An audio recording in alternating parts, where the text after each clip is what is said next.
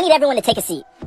Oh, I graded the exams from last class, and I am extremely disappointed in the scores that you guys got. Nah. Excuse me, what did I get? You cannot be serious right now. What? I'm just asking, what did I get? Does it look like I'm in the mood right now?